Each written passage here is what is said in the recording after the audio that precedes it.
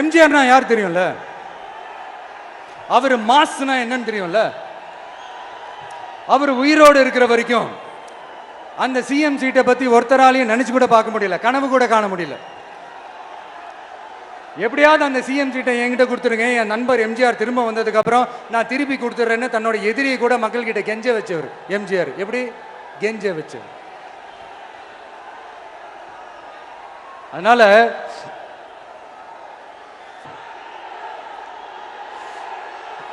ஆனா இப்போ அவர் ஆரம்பிச்ச அந்த கட்சியை, எம்ஜிஆர் அவர்கள் ஆரம்பிச்ச அந்த கட்சியை கட்டி காக்கிறது யாரு? இன்னைக்கு அந்த கட்சி எப்படி இருக்குது அதை நான் சொல்லிதான் உங்களுக்கு தெரியணுமா? அப்பாவி தொண்டர்கள் அதை வெளியில சொல்ல முடியாம வேதனையில தவிக்கிறாங்க. 2026 சட்டமன்ற தேர்தலில் யாருக்கு ஓட்டு போடணும், எப்படிப்பட்ட ஆட்சி இங்க அமையணும்னு அந்த அப்பழுக்கற்ற அந்த தொண்டர்களுக்கும் ரொம்ப நல்லாவே தெரியும். அதனால என்ன வேஷம் போட்டுக்கிட்டு பாஜக இங்க தமிழ்நாட்டுக்குள்ள வந்தாலும் அவங்க வித்தை எல்லாம் இங்க வேலைக்கே ஆகாது. இப்படி பொருந்தா கூட்டணியா இந்த பாஜக கூட்டணி இருக்கிறதுனால இப்ப ஆட்சியில இருக்கிற இந்த வெற்றி விளம்பர மாடல் திமுக என்ன செய்துன்னு தெரியும்ல?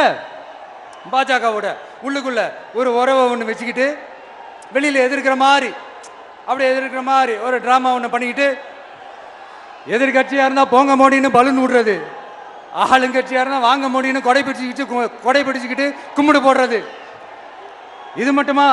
ஒரு ரைடுன்னு ஒன்று வந்துட்டா போதும், இது வரைக்கும் போகவே போகாத ஒரு மீட்டிங், அதை காரணம் காட்டி டெல்லிக்கு போறது, அங்க ஒரு சீக்கிரட் மீட்டிங் நடத்துறது. நல்லா நோட் பண்ணணும் மக்களே, அந்த மீட்டிங் அப்புறம் இந்த இஷ்யூ அப்படியே காணாம போயிருக்குமே. பேரர் அண்ணா, பொன்மனச்செம்மல் புரட்சி தலைவர் எம்ஜிஆர், இதயம் புரட்சி தலைவி அம்மா, இவர்களெல்லாம் மக்களுக்கு உழைத்து மறைந்து இன்றைக்கும் அவர் இந்த மண்ணிலே மறைந்தாலும் மக்கள் உள்ளத்திலே வாழ்ந்து கொண்டிருக்கின்ற தலைவர்கள் நம்முடைய தலைவர்கள். இந்த பூமி உள்ளவரை அவருடைய பெயர்கள் நிலைத்து நிற்கும். அந்த அளவுக்கு தங்கள் வாழ்க்கையிலே இந்த நாட்டு மக்களுக்கு எண்ணற்ற திட்டங்களை கொண்டு வந்து நிறைவேற்றி மக்களுடைய அன்பை பெற்ற தலைவர்கள் நம்முடைய தலைவர்கள். யாரெல்லாம் புதிய கட்சி தொடங்கினார்களோ அவெல்லாம் நம்முடைய தலைவர்களை போட்டுத்தான் தொடங்க முடியும்.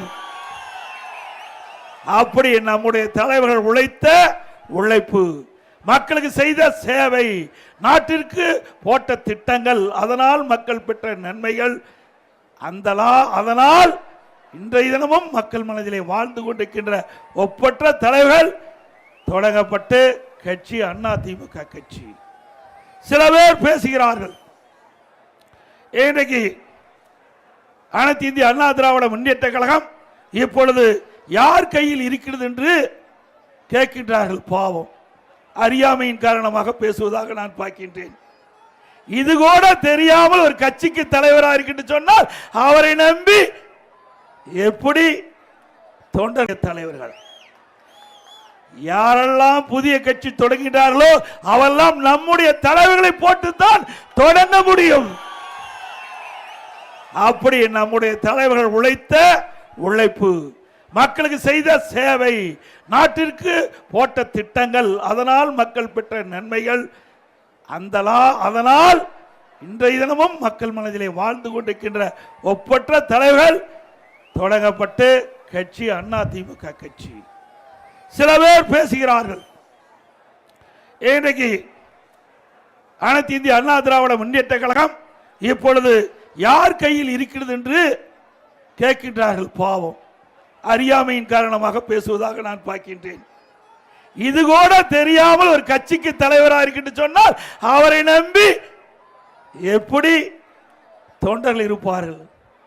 சிந்திச்சு பாருங்க. இவ்வளவு பேர் இருக்கிறீங்க, இவ்வளவு பேரு அதிமுக தொண்டர்கள், நிர்வாகிகள், அனுதாபிகள். ஆகவே இன்றைக்கு நாட்டிலே என்ன நடக்குது என்று தெரியாமல் சில பேர் சில கருத்துக்களை தன் இஷ்டம் போல் பேசி வருகிறார்கள். ஆனால் அதிமுக அப்படி இல்லை. நம்முடைய தலைவர்கள் தோற்றுவித்த கட்சி, நம்முடைய தலைவர்கள் தோற்றுவித்த கட்சி. ஏழைகள், ஒடுக்கப்பட்டவர்கள், நசுக்கப்பட்டவர்கள், தாழ்த்தப்பட்ட மக்கள், அவர்களுக்காக எண்ணற்ற திட்டங்களை தீட்டி நடைமுறைப்படுத்தி அதன் மூலமாக ஏற்றம் பெற்ற கட்சி அதிமுக கட்சி.